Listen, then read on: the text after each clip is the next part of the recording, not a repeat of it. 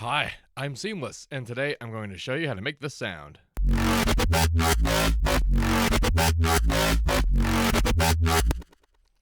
This here is a Sytrus going into some delay with a bunch of stuff, into some gross beat, and into a Maximus. The things that are happening here that are interesting to me is mostly a combination of all of the way we're doing the movement here. We're doing all the usual phase cancellation stuff. I'm using Unison index mapping. I'm using the remodulation into FM and that kind of thing. But I'm also doing stuff like I'm modulating the the delay time feedback over here, along with the time. And you saw how that was in different positions, despite the fact that this modulation is pretty well linear. That is because inside this dude, I'm actually note tracking the delay modulation. There is a little bit of actual Xmod modulation going on through the delay, but the principal modulation is a note tracking one. You might have noticed when you're using delay that if you tune it right, it actually basically lines up with the note you're doing, and that makes perfect sense. You can have a delay time that's all in the same tune as your wavelength, and it'll just match. But then you play a different note, and then it doesn't. And you can make it kind of match, but this isn't like rigidly matching a note. This is just that it gets higher when it gets higher, and it's at whatever tune I wanted it when it's at lower, which is how I set this. I moved around the bass time knob until it got to a delay of time that I liked, and I'm in unipolar mode right now. If you go to any of these guys, there's unipolar and bipolar mode. Bipolar lets you have a positive and negative relationship, and then unipolar is just the whole thing is up to where the knob is. And so I put the knob up to where I want it to be, and then the higher volumes are the one that goes down as it goes higher, and that's how I set that up here. Inside the envelope controller, though, you do need to have an envelope active for the keyboard mapping to do anything, because it's offsetting the envelope position, which is also like I'm putting it here and doing that kind of thing. It's a little bit wonky in terms of like when you play a note and it'll snap back to this position, but because I'm modulating the wet and also the feedback level, the tails that happen to hear when I do that are only happening because I stopped in the middle of automation. If the note ends with the automation and then like all the way down at 0, then you won't hear any of those tails or have the problem with it. And you'll still get the neato delay modulated effect. I'm also automating the high pass filter on the feedback, which honestly I wasn't expecting to have as big a result as it did, but it did. I'm kind of pleased with that. Let's talk about the source. Oh, actually, I mentioned these in previous headed bases. This is basically I'm doing that whole 2-voice phase cancellation thing in post, but this is now more like 3-voice phase cancellation, not unlike how many voices I have going on inside Sytrus here. And that's because on one of these dudes, the point is going all the way up to the top, and then there's that amount here, and that's starting essentially at 0 phase and then detuning, and then I'm automating the time knob here. If the time knob is all the way off like this, we are just hearing the original sound. If the time knob is all the way up like this, we are hearing the modified sound. And if there's pitch changes or whatever, then we'll hear it's changing going on. But if I wanted to cause phase cancellation, then we have to hear both. The animation only goes up a third here, and that's because the other guy comes down a third. So we're getting different levels of like combined phase cancellation, but essentially the dry signal and then 2 different kinds of pitch changes. But one of these guys, like I was mentioning, has the point all the way at the top, and then one of them starts like one whole point. You see how there's like a point system up here? This is 0, 0, 0, 0, 0, 0. The other one's like 0, 0, 0, 0, 0, 0, 0, 1. You see that up there? I basically got there by scrolling this all the way up. I have 2 monitors going on, so I can go up there and be like, okay, cool, now I can start doing more detail work there. But this isn't really what this thing is made for. It's kind of like minute, unbelievably smooth changes. It's made for big stuff. That's why there's this big graph here. So my own fault for trying to do that with this. But hey, it works in post. I don't have to render it as audio. So that's nice. The other bummer about it, though, is that this you see how there's 4 bars and big 4 bars. That effect is not a per note thing. It's a per bar thing. So it's starting here and it's phase canceling all through it. And then it'll start again when the bar starts up. And also if I start in the middle of the bar, it's going to do that there too. It's going to do that wherever it was there. Unlike stuff going on inside like phase cancellation from voices and Unison inside Sytrus that are going to do it per note.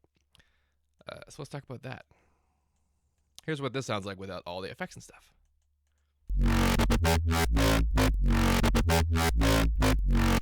That's basically the whole core sound. Everything after that is more or less air and some tonality.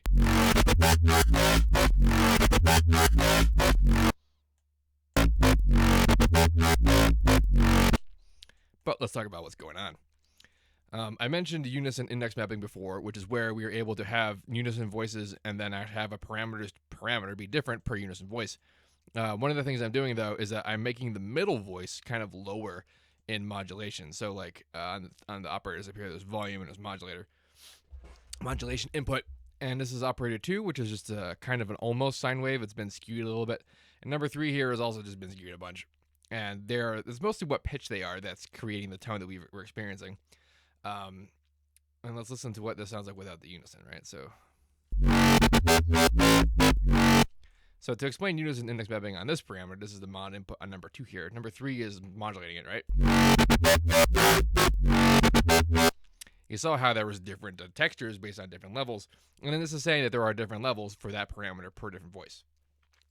And that's the value of this particular unison index mapping experience. In the past, I've done it with like filters and things, but I don't really do this too much with FM itself.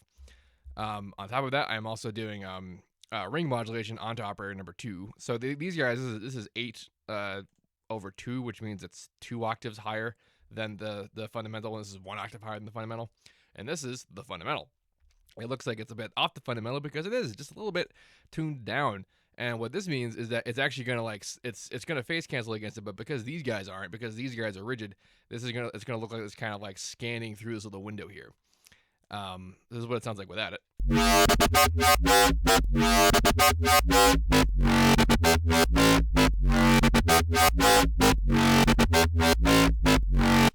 I did a little jump there with the tension thing because I wanted to point out that this shape is basically, you can consider this like like an oscillator level LFO. I mean, LFO just means it's not audio rate, so it's literally not going to apply here. But what I'm saying is that this shape will literally translate to what is available in terms of the FM impact per oscillation. I am always saying that when you want to change the intensity of FM in an FM synthesizer, you alter the volume of the modulator. And that's what all these knobs are doing. These are all just like routing and things, and then you can change the level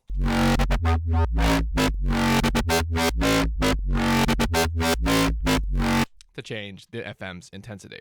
And this guy, ring modulation is FM, but for volume, which means that it's modulating volume at audio rate. And if you modulate volume, you modulate FM. And if you modulate volume at audio rate, you're modulating FM at audio rate.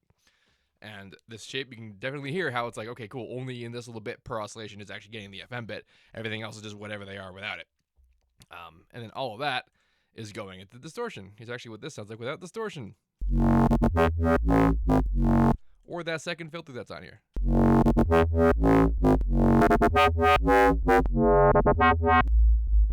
that's how it is. So to recap, we begin with the sine wave. We FM it with this slightly tense sine wave that's 2 octaves higher. And then we FM that guy, number 2 here, by this sort of weird shape that I couldn't explain to you and suppose of its purpose because I totally arbitrarily just until it sounded good. And that's a perfectly viable strategy. And then that guy, FM2, is also being modulated by number 4.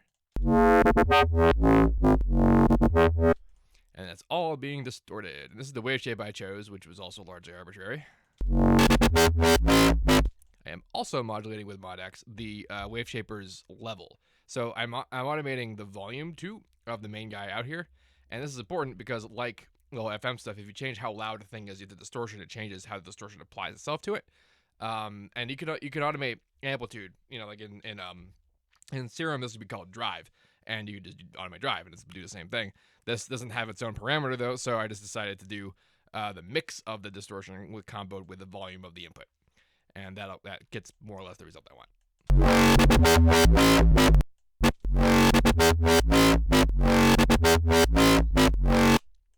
And then this filter over here is just a band stop. It's just pretty. It's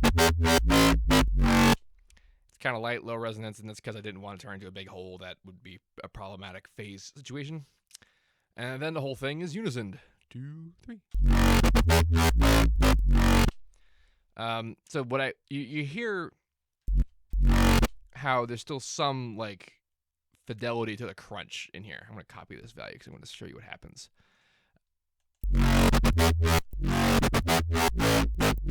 So basically right there is sort of an example of when the unison doesn't sound so great to me.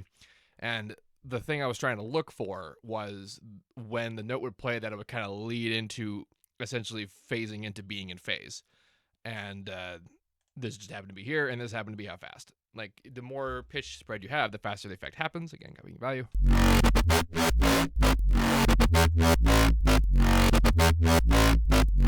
Or it just won't happen at all. You might have thought to yourself, hey, I heard a little bit of thing going on in there. What's going on? And that actually has to do with number 4 here is not being in tune. This is detuned a bit, so that means this window in here is moving across each of these dudes' results. And even though there's no unison, if there was no unison on it, it'll actually still be doing it. Hello, Steam. Anyway, this dude is just, all right, just distortion, just the band stop, and then it goes out. Yes, good, cool. Into the delay.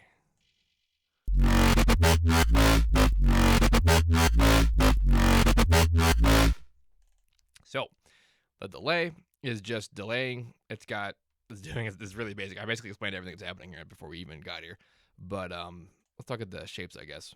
So what I've been doing, what I typically do is number 1 on here will usually be straight, 1 to 1, move X moves kind of thing. And this is what gets linked to things like Sytrus or Harmer or Serum that have macros that want to get moved, but then everything else can be nuanced within. Outside of that, though, things like the delay times and such all have these like double curve things going on, and that's where like the whippy quality of the macro is present despite doing these straight lines here. This is just easier for me because I like this tone and modulation, and doing this is just a lot faster than having to actually make this curve per every one of these lines. It basically just happens that way because we're doing it. So here's gross beats 1 and 2. They're both kind of coming up into the middle, and then that's the delay wet. That's nothing. That's what I was using for an example earlier. Also, too, about that shape, the whole double curve shape. Pretty sure that's what I'm doing inside most of modulation in here. Yeah. The volume input is that. The FM input is that. Most of the time, though, I try to target volume. Am I doing anything with mod any of these? It says I am, but it's because the Unison X mapping. Derp. This is what I'm using to do layering, essentially, like inter voice layering. Layering that normally would require an entire other instance of one of these. And then this gross beat. And then this gross beat. Starting to hear it, and then.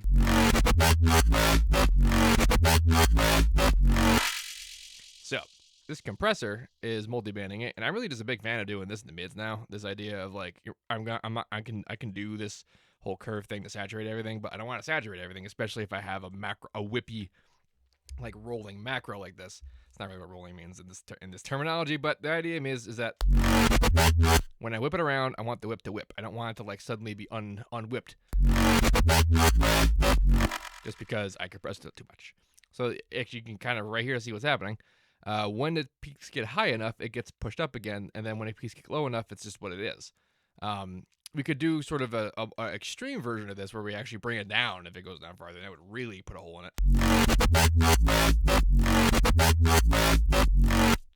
Not as big a fan of that myself personally.